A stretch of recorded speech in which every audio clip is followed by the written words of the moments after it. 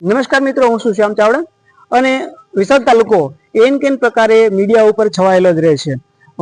આજે આપણે અહીંયા નગરપાલિકાની અંદર આપણે આવ્યા છીએ અને આજે નગરપાલિકાના ચીફ ઓફિસર અને વિસાવદર નગરપાલિકાના ઉપપ્રમુખ આ બંને વચ્ચે જે કંઈ બબાલ થઈ છે એ બાબતમાં આપણે ચર્ચા કરવાની છે. જોઈએ શું મેટર છે, શું પ્રશ્ન છે અને શું હકીકત હતી તે આપણે આજે આ નગરપાલિકાની અંદર આવ્યા છીએ અને એ આપણે જોઈએ.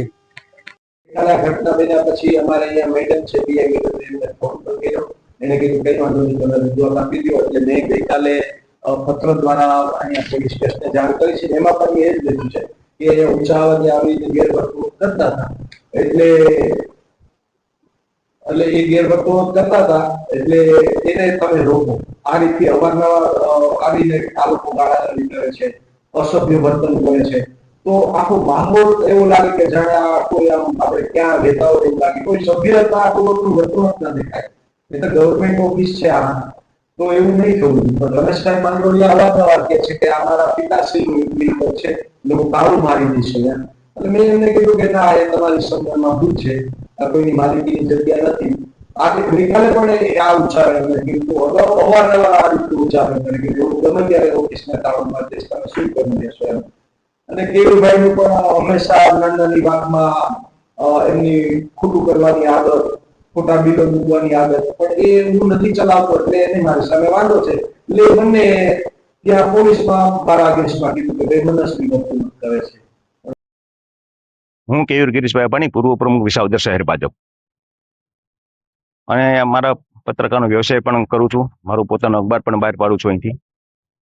ગઈકાલે બપોરે હું 1:15 વાગે નગરપાલિકા કામ સભા આવ્યો હતો, ત્યારે અમારા ઉપપ્રમુખ નગરપાલિકા શ્રી રમેશભાઈ માંગરોળિયા અમારા વિસાવદર નગરપાલિકાના મુકાદમ એટલે સફાઈ કર્મચારી ભરતભાઈ સાથે જોડે વાતચીત કરતા હતા કે ભાઈ તમે અમારા વિસ્તારમાં જે ભૂગર્ભ ગટરનું કામ શરૂ કર્યું છે, તે ભૂગર્ભ ગટરનું કામ તમે જ્યાં કરો છો અહીંયા 15 દિવસમાં નવો રોડ બનવાનો છે, જેનો ટેન્ડર બહાર પડી ગયો છે, વર્ક ઓર્ડર અપાઈ ગયો છે અને કોન્ટ્રાક્ટર બીજા વિસ્તારમાં કામ કરે, જ્યાં કામ પૂરું કરીને અહીંયા આવવાના છે.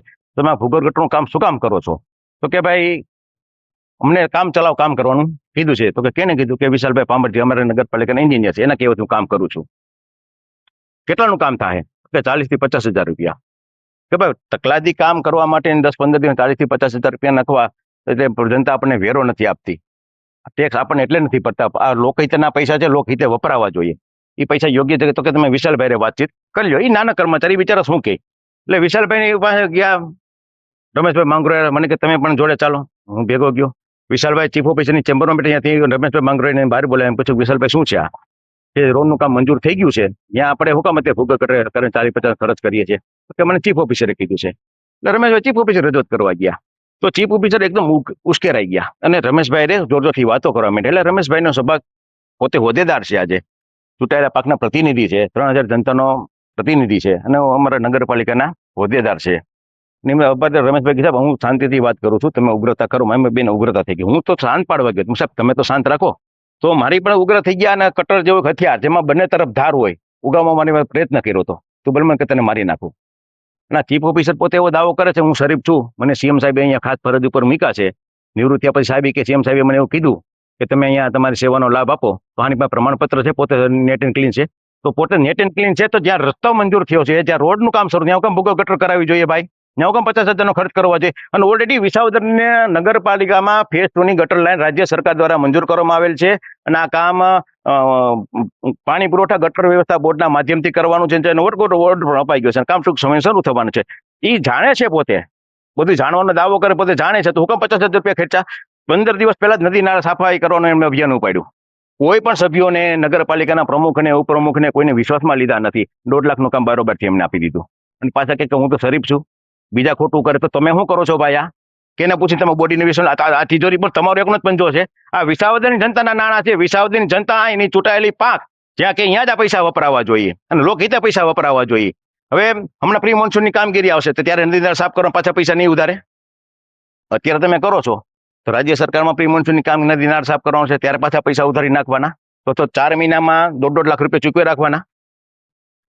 તમારી પર જે આક્ષેપ કરવામાં આવ્યો છે ખોટા બિલ મૂકવાનું, ખોટા બિલ મૂકવાનું કહે છે, મને ખોટું બિલ પહેલા બતાવી દો. ખોટું બિલ કેને કહેવાય? કે જે મેં માલ સપ્લાય નથી કર્યો, જે મેં સેવા આપી નથી, જેનું બિલ મૂકું, જેના આધાર પુરાવા ન મૂકું અને ખોટું બિલ મૂકું તો મને સાબિત કરતી હું જાહેર જીવન તેથી ખોટું બિલ હોય તો જે જાપાની જાહેરાતની વાત કરે શરૂઆતી ઇનિંગમાં મેં 2 જાહેરાત છાપી હતી. દયાબેન ભરતભાઈ સોલંકીના પતિ ભરતભાઈ સોલંકી કીધું કે એ ભાઈ તમારા નજીકના અખબાર મેં જાહેરાત તમે છાપી નાખો એટલે મેં છાપી હતી એનું 2 મેં મૂક્યું છે. પણ એ બિલ મને ચૂકવી શકે એમ નથી. હું કામ એને કે તો મારામાં કઈ ટકાવારી કોઈ મળે એમ નથી. મને એ બિલ ચૂકવે તો અહીં એને પૈસા વાપરવાના ઓછા પડે, એના ઘરમાં ખીચામાં પૈસા આવે નહીં કોઈના, એટલા બિલ ચૂકવવાની મને ના પડી. ખોટું બિલ તમે સાબિત કરજો સાહેબ મને. આ જાહેર જીવન તેથી તમને બહુ સનાતન સત્ય કહું છું.